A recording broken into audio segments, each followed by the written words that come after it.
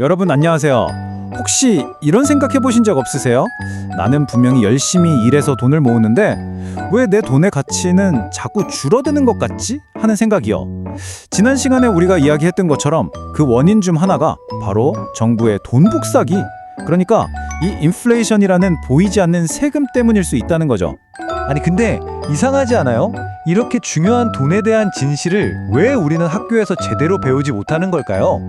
그 배경에는요, 오늘날 주류 경제학을 꽉 잡고 있는 케인즈주의라는 게 있어요. 이 이론의 핵심은 간단해요. 경제를 살리려면 정부가 계속 돈을 풀고 팍팍 써야 한다는 겁니다.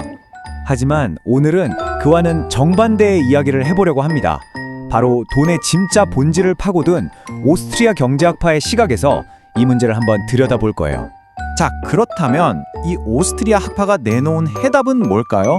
바로 건전화폐라는 개념입니다. 영어로는 사운드 머니라고 하죠. 지금부터 한번 알아보겠습니다. 이건 말 그대로 정말 건전한 돈이라는 뜻인데요. 그러니까 정부나 중앙은행 같은 누군가가 마음대로 찍어낼 수가 없는 돈이에요. 그래서 그 가치가 쉽게 흔들리지 않고 안정적으로 유지되는 거죠. 마치 시간이 아무리 지나도 녹슬지 않는 금을 떠올리시면 이해가 쉬울 겁니다. 오스트리아 학파의 카를 맹거 같은 사상가들은 이렇게 말합니다. 진짜 돈은 정부가 자 이제부터 이게 돈이야 하고 명령해서 만들어지는 게 아니라는 거죠. 아주 옛날에 사람들이 물물 교환하기 너무 불편하니까 이걸로 거래하면 편하겠다 하고 자연스럽게 선택한 것, 바로 그게 진짜 돈의 시작이라는 겁니다. 네, 그럼 건전화폐는 도대체 어떻게 그 가치를 지켜낼 수 있는 걸까요?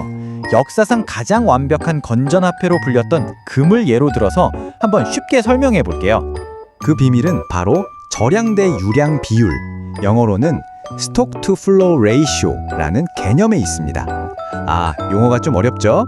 괜찮습니다.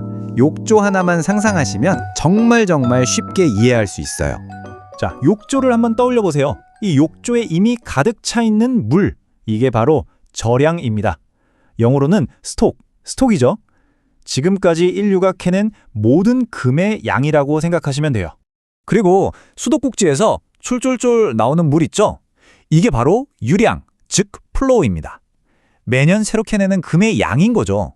여기서 핵심은 뭐냐면 돈의 가치가 안정적이려면 이 수도꼭지에서 나오는 물이 욕조에 이미 담긴 물에 비해서 아주 적어야 한다는 겁니다.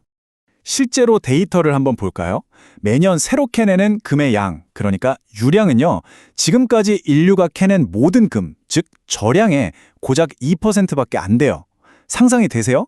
욕조는 엄청나게 큰데 수도꼭지에서는 물이 정말 찔끔찔끔 나오는 거예요. 바로 이 압도적인 희소성, 이것 때문에 금이 수천 년 동안 최고의 가치 저장 수단으로 자리를 지킬 수 있었던 겁니다.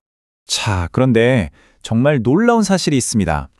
한 사회가 어떤 종류의 돈을 쓰느냐가 그 사회의 문화, 심지어 우리 개개인의 선택에까지 어마어마한 영향을 미친다는 거예요. 이걸 설명하는 경제학 개념이 바로 시간 선호라는 건데요. 말이 좀 어렵지 사실 별거 아닙니다. 나중에 받을 큰 기쁨보다 지금 당장 눈앞의 작은 만족을 더 중요하게 생각하는 우리 인간의 본성을 말하는 거예요. 아, 혹시 마시멜로 실험 들어보셨죠?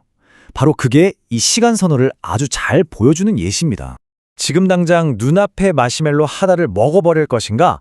아니면 조금만 참고 기다렸다가 나중에 2개를 받을 것인가? 네, 바로 이 선택이 시간 선호를 보여주는 완벽한 예시인 거죠.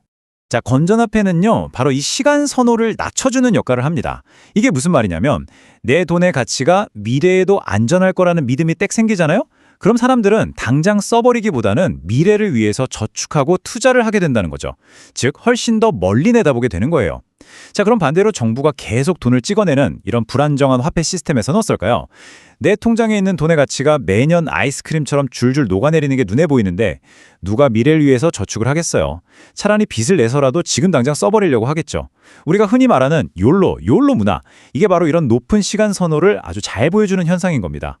자, 여기서 질문이 하나 생기죠. 이 디지털 시대에 금과 같은 건전화폐의 역할을 해낼 수 있는 건 없을까? 바로 이 질문에 대한 대답으로 등장한 게 바로 비트코인입니다. 비트코인은 그냥 새로운 기술, 뭐 이런 걸 넘어서요. 오스트리아 학파의 그 원리들을 코드로 구현해서 지금의 화폐 문제를 해결하려는 아주 혁신적인 시도라고 볼 수 있어요. 비트코인을 만든 사토시 나카모토는요. 총 발행량을 딱 2100만 개로 못 박아 버렸습니다. 영원히요. 그 누구도 바꿀 수 없게요. 인류 역사상 최초로 디지털 세상에 절대적인 희소성이란 걸 만들어낸 거죠. 그런데 비트코인이 금보다 더 대단하다고 평가받는 지점이 있어요. 단순히 발행량이 정해져 있다는 것, 그것 때문만은 아닙니다. 바로 난이도 조정이라는 정말 천재적인 시스템 때문이에요. 한번 생각해 보세요. 금은요, 가격이 오르면 사람들이 돈이 되니까 더 열심히 캐겠죠? 그럼 당연히 공급량이 늘어납니다. 아까 그 욕조 비유로 치면 수도꼭지를 더 활짝 여는 거예요. 하지만 비트코인은 이게 안 됩니다. 완전히 달라요. 채굴하려는 사람이 아무리 많이 몰려들어도 비트코인 네트워크가 알아서 수학 문제의 난이도를 확 높여버려요. 그러니까 수많은 사람들이 퍼즐을 풀려고 달려들어도 퍼즐 자체가 점점 더 어려워져서 결국 평균 10분에 딱 한 명만 정답을 맞히게끔 설계가 되어 있는 거죠.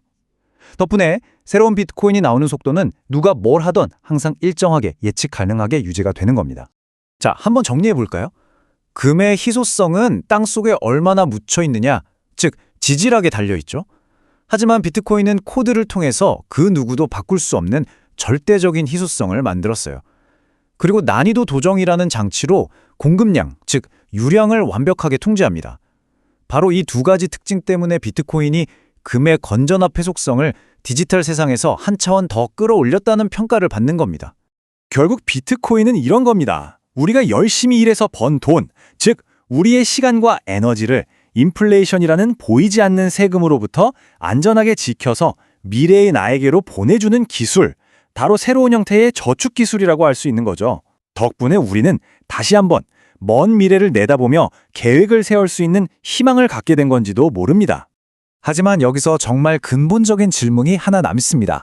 아니, 은행도 없고 정부도 없고 그 어떤 중앙 통제 기관도 없이 오직 컴퓨터 코드만으로 돌아가는 이 거대한 네트워크를 우리가 도대체 뭘 믿고 신뢰할 수 있을까요? 그 놀라운 작동 원리에 대해서는 다음 시간에 아주 자세히 파헤쳐 보도록 하겠습니다. 오늘 이야기가 흥미로우셨다면 다음 편도 꼭 기대해 주세요.